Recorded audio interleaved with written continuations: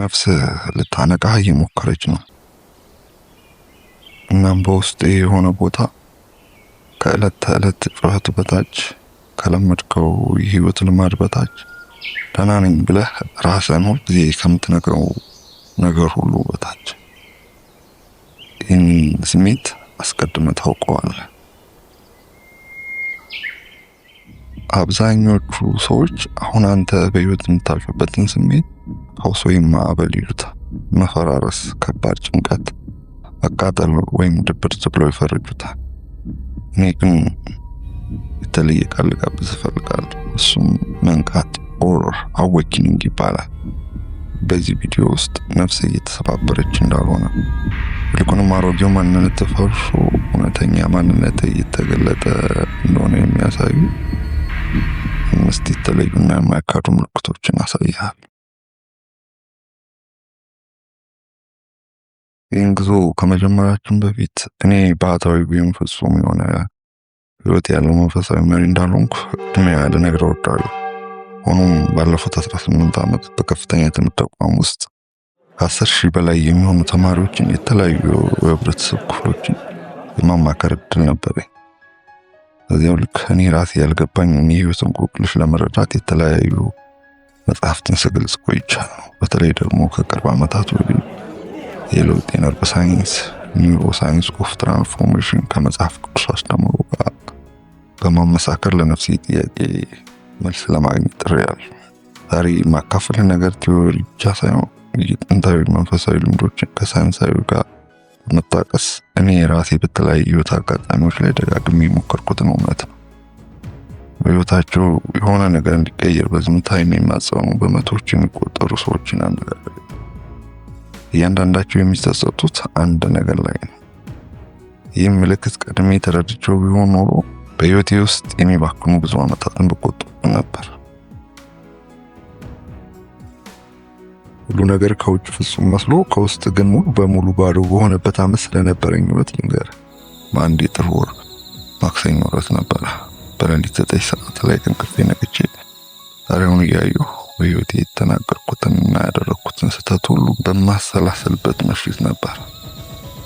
በአልጋዬ ላይ ቀና ስል የአእምሮ ዝለት ተሰማኝ። አእምሮዬ ለዘመናት ማራቶን ሲሮጥ ቆይቶ የሚያሳርፈው ያጣ ይመስል ነበር። የሌለኝ የሩቅ ከተመስጦና ከጸጥታ ሸሽ ነበር። የሮጥ ነጥብ የመጣው ግን በነሐሴ ወር በአንድ ስብሰባ ላይ ግድግዳውን በትኩረት እያዩ ለ6 ደቂቃ እንደሞላኝና አንድም ቀን እንዳልሰማው በተገነዘብኩበት ቅጽበት ነው። ወቅቱ መጀመሪያ ሀሳቤ ይህን እንደሌላ አንድ ተጨማሪ ዓመት ማድረግ አልችልም የሚል ነበር። ያ የነፍስ ድምፅ ነበር። ያንን አላውቅም ነበር። አሁን ግን አውቀዋለሁ። አንተም እንድታውቀው አደርግሃለሁ። ምልክት 1 ባዶነት ዘ ቮይድ።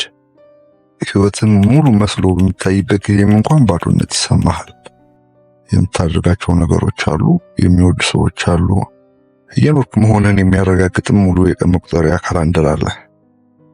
ሆኖም ግን እነዚህ ነገሮች መካከል አንዳቸውም የማይነኩት ቀጣይነት ያለው ጸጥ ያለ ባዶነት አለ። ስልክን ትፈትሻለህ፣ ስክሮል ታደርጋለህ፣ ታቅዳለህ፣ ትኩረትን ትሰርቃለህ። እናም ለአፍታ ያህል ይሰራል። ከዚያ ግን ተመልሶ ይመጣል።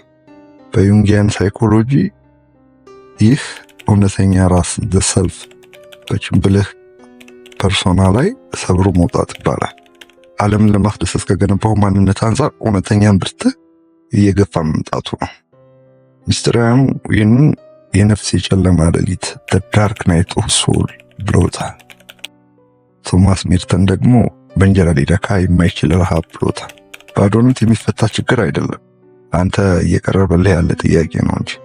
እናም ጥያቄው ራስህን ለመግለጽ የምትጠቀምባቸው ነገሮች ሁሉ ሲወሰዱ አንተ ማን ነህ የሚል ነው። ያ ባዶነት የትርጉም አልባነት መኖር አይደለም፣ ይልቁንም በእውነት ያንተ ለሆነው ትርጉም የሚሆን ቦታን ማጽዳት ነው። ምልክት 2 አዙሪት ተሉፕ። ህይወት ያንኑ የድሮ ቁስል በተለያየ ማሸጊያ ደጋግማ ትሰጥሃለች። የተለየ ስራ ትቀጠራለህ፣ ነገር ግን ያው መርዛማ አካሄድና አለቃ ያጋጥምሃል። የተለየ ፍቅር አጋር ትመርጣለህ፣ ነገር ግን ያው የመተውና የመጣጣል ስሜት ይከተላል። የተለየ ከተማ ትሄዳለህ፣ ነገር ግን ያው ድሮ ብቸኝነት አብሮ ይጓዛል። ይህ በህይወት ውስጥ ደጋግሞ እየሆነ ከሆነ ይህ እርግማን አይደለም፣ ይህ ስርዓተ ትምህርት ካሪክለም ነው። የነርቭ ሳይንስ ይህንን የነርቭ ስርዓት ጥለት ዳግም መንቃት ኒውራል ፓተርን ሪአክቲቬሽን ይለዋል። ይህ ማለት የነርቭ ስርዓት የተለመደ ስሜት አካባቢዎችን መፍጠር መጀመሩ ነው። ምክንያቱም እነዚህ አካባቢዎች ለአንተ ቤት ስለሚመስሉ ነው። ምንም እንኳ ያ ቤት አሳማሚ ቢሆንም ቡዲስቶች ይህንን ሳምሳራ ይሉታል። ንቃተ ህሊና ሲቀየር ብቻ ሊሰበር የሚችል የህይወት አዙሪት። እውነቱ ግን ይህ ነው። ያልፈወስከው ነገር ወደ ህይወት ትስበዋለህ። ያልተጋፈጥከውን ነገር ደጋግመህ ትኖረዋለህ። ያላዋድከውን ነገር በህይወት ውስጥ እንደገና ትፈጥረዋለህ።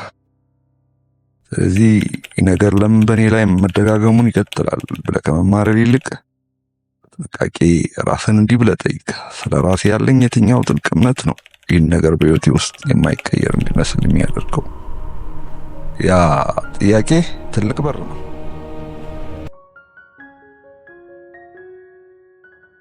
ምልክት 3 መፈራረስ ዘ ኮላፕስ። በአሁኑ ወቅት በህይወት ውስጥ አንድ በጣም አስፈላጊ ነገር እየፈራረሰ ነው። እናም ከዛ ከሚሰማ ሐዘን ስር ጸጥ ያለ ትልቅ እፎይታ አለ። የፍቅር ግንኙነት ማክተሙ፣ የወዳጅነት መላላት፣ በአንድ ወቅት የማንነት መገለጫ ይመስሉ የነበሩ የሙያ መስኮች በድንገት መክሰም መጀመራቸው። እናም አንተ በጣም የሚያስገርም ነገር ከዚያ ውድቀት በኋላ ከምታዝነው በላይ በውስጥ የሚሰማ ሰላም ነው። ሐዘን አለ፣ ነገር ግን ከዚያ ስር እፎይታ አለ። እናም ያ እፎይታ ያስፈራሃል። ምክንያቱም ማህበረሰቡ ነግሮሃል። ከተነፈስክ ወይም እፎይ ካልክ ያ ነገር ያን ያህል አላስጨነቀህም ወይም ግዴለሽ ሆነሃል ማለት ነው። ነገር ግን ይህ በፍጹም እውነት አይደለም። ያ እፎይታ ነፍስ በመጨረሻ ትንፋሽ እያወጣች መሆኑን የሚያሳይ ትልቅ ምልክት ነው። በአልኬሚካል ትራዲሽን ውስጥ ኒግሮዶ የሚባል ምዕራፍ አለ። ትርጉሙም አሮጌው ያረጀው ነገር ሁሉም ለማሟት ወይም መበታተን ማለት ነው። በተፈጥሮ ውስጥ ለዘመናት የሚቆዩ ደኖች በየጊዜው በሰደድ እሳት ይቃጠላሉ። ያ እሳት አዲሱን እጽዋትና ህይወትን አፍኖ የሚይዘው የበቀለ ሰንበሌጥና ቁጥቋጦ ያጸደዋል። አንተ እየተቃጠልክ እየጠፋ አይደለም፣ ይልቁንም ለሚቀጥለው ትልቅ ማንነት ቦታ እየተመቻቸልና እየተጸዳዳለህ።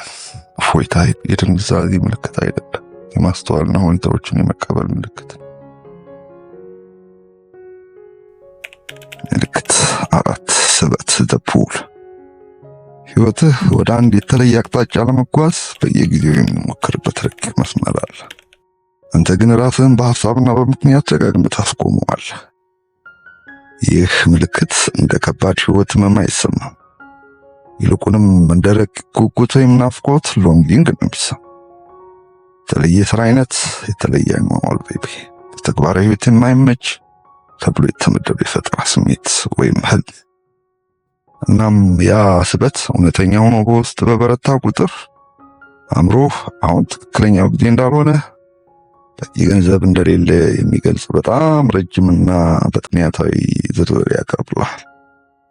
አእምሮህ ድንቅ ጠባቂና ደህንነት ጠባቂ ነው፣ ነገር ግን አስከፊ ባለ ራዕይ ነው። ፈላስፋው ሩሚ እንደጻፈው ጉጉት ራሱ መንገድ ነው። ወደ ላቀ ነገር የሚሰማ ጉጉት ወይም የውስጥ ህመም ከማረፊያ የተለየ አይደለም። እሱ ራሱ የጉዞ መጀመሪያ እርምጃ ነው። ታዋቂው ተመራማሪ ጆሴፍ ካምቤል በምድር ላይ ያሉትን ጥንታዊና አፈ ታሪኮችን በሙሉ አጥንቶ ያገኘው እውነት አለ። የአንድ ጀግና ለመጀመሪያ ጥሪ የሚሰጠው ምላሽ ሁልጊዜም አልቀበልም ማለት ወይም እምቢተኝነት ነው።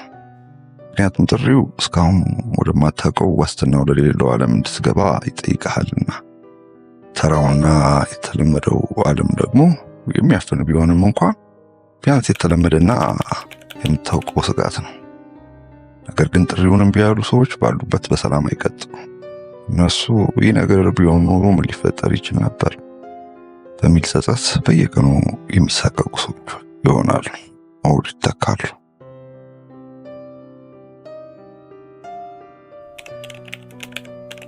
ምልክት 5 አካል ደበዲ።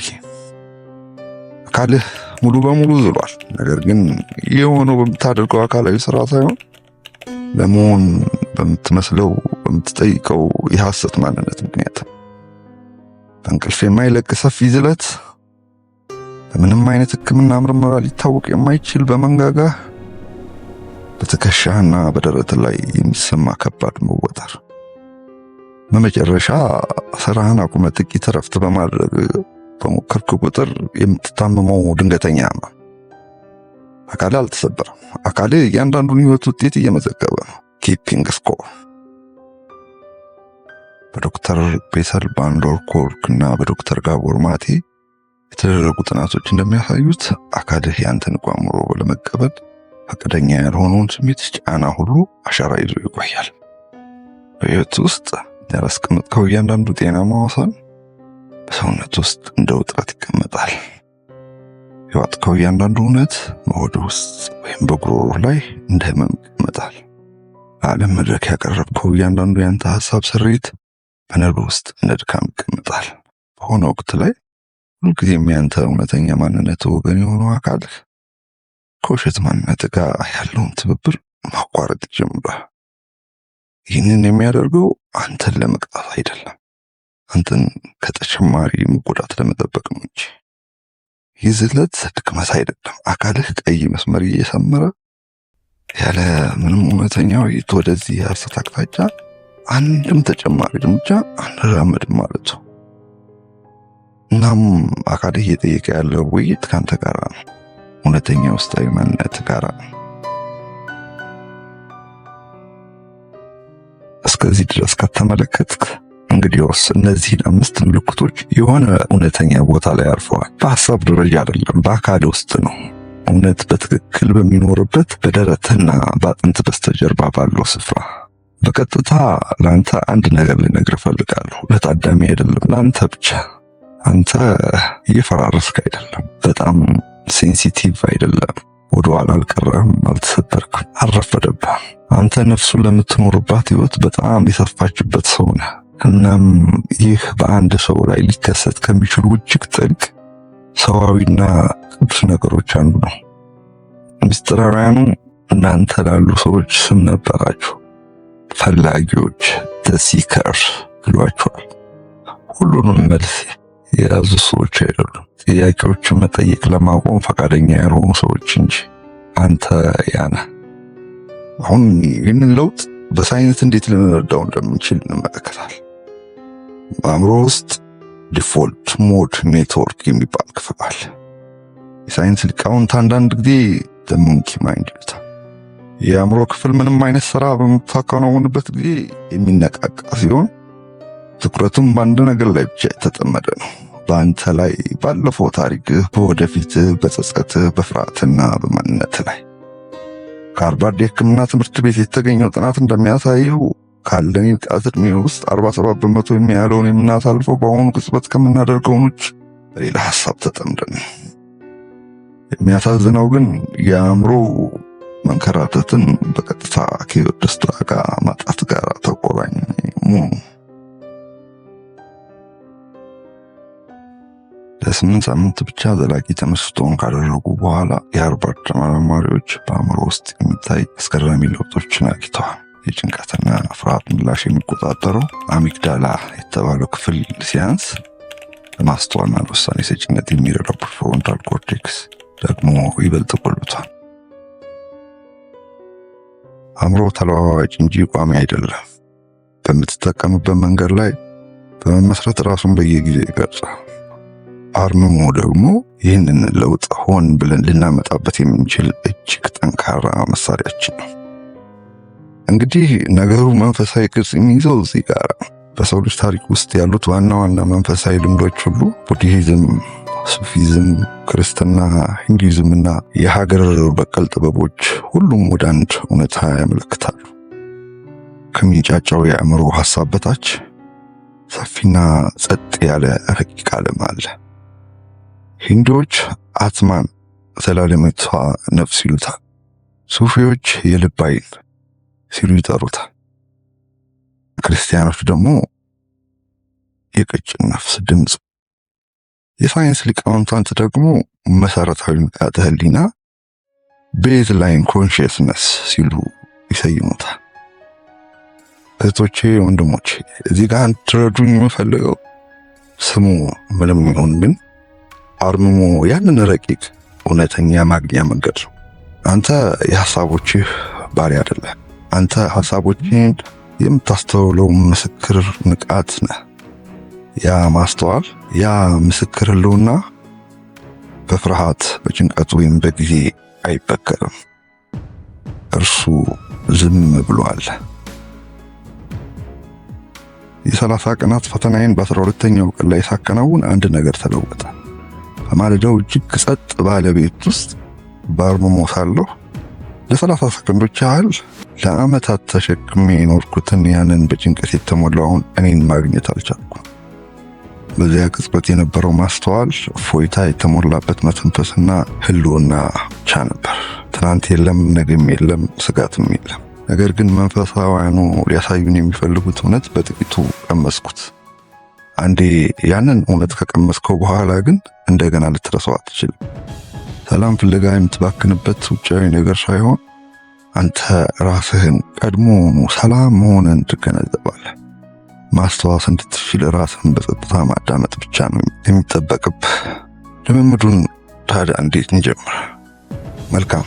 ይህንን ለመሞከር ከወሰንክ የምመክርህ መጀመሪያ እንዲህ ነው። ምንም አይነት መተግበሪያ ወይም አፕ፣ ልዩ ትራስ ወይም ፍጹም ዝግጅት አያስፈልግም። ጊዜ ምረጥ። ማለዳ የውጭ ዓለም ጫጫታ ሳይጀምር በፊት የተመረጠ 5 ደቂቃ ቢሆን እንኳን በቂ ነው። አንደኛ ዝምታ። ስልክህን ከመንካት በፊት ለ60 ሰከንድ በዝምታ ተቀመጥ። የሚመጣውን ሐሳብ ዝም ብለህ ታዘብ። ሁለተኛ ነፃ ጽሕፈት። ማስታወሻ ደብተርን ክፈትና እንዲህ ብለህ ጻፍ። ለራሴ ለመቀበል እጅግ በጣም ፈርቼ የነበረው ነገር ምንድን ነው? መጀመሪያ በአእምሮ የመጣልህን ነገር ዝም ብለህ ጻፍ። ሶስተኛ አካልን ማዳመጥ።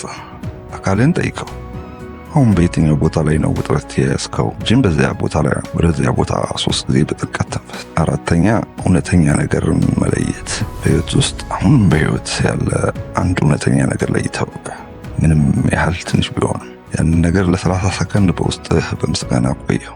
አምስተኛ አሰላለፍ ኢንቴንሽን። ዛሬ የምትውልበትንና ሰዎች የምታገኝበትን ሰላማዊ መንገድ ውሳኔ ያስቀምጥ። መጀመሪያ ላይ ለውጡ ረቂቅ ሊሆን ይችላል፣ ነገር ግን እየተከማቸ ይሄዳል። በባንክ ቁጠባ ውስጥ እንደምታሰቡ ወለድ ቁጠሩ። በቀጥታ እያደገ ይሄድና አንድ ቀን እኔ ተለውጫለሁ፣ ይበልጥ ረግቻለሁ፣ ይበልጥ ነፃ ሆኛለሁ ብለህ ራስን ታገኘዋል። እስከዚህ ድረስ አብረኸኝ ስለቆየህ ከልብ አመሰግናለሁ። በዚህ ጩኸት በተሞላበት ዓለም ውስጥ ለራስ ልታሳየው የምትችለው ታላቁ የፍቅር መግለጫ አይኖችን ጨፍነህ ጸጥታን መምረጥ ነው። ከአምላክህ ጋር መገናኘት ነው። ከ10 ደቂቃ ቢሆን እንኳን፣ በተሳሳተ መንገድ ቢሆን እንኳን፣ አእምሮ መረበሹ ባይቆም እንኳን ዝም ብለህ ጀምር። ሚስጥሩ ብቻ ነው። ወደፊት ስለ መንፈሳዊ ለውጥ ሰፊ ዝግጅት አቀርባለሁ። ምስጋናን፣ ከርማን፣ የውስጥ ኃይልን፣ ጸሎትን፣ ይቅርታና ሌሎችን ረቂቅ ሚስጥራትን የምንዳስስበት ይሆናል። ይህ ሀሳብ ከተስማማ ሰብስክራይብ አድርግ። በየሳምንቱ አዳዲስ ቪዲዮዎችን አቀርባለሁ። ይህ ዝግጅት ከጠቀመ እባክህ ይህ ይረዳዋል የምትለው ለአንድ ሰው አጋራው። በአንድ የጣት ንክኪ የማንኛውም ህይወት ልትቀይር እንደምትችል አታውቅምና። በሚቀጥለው ዝግጅት እንገናኛለን። የውስጥ ዓለምህን ተንከባከብ፣ እሱ ውጫዊ ዓለምህን ይቀርጻልና። ሻሎም።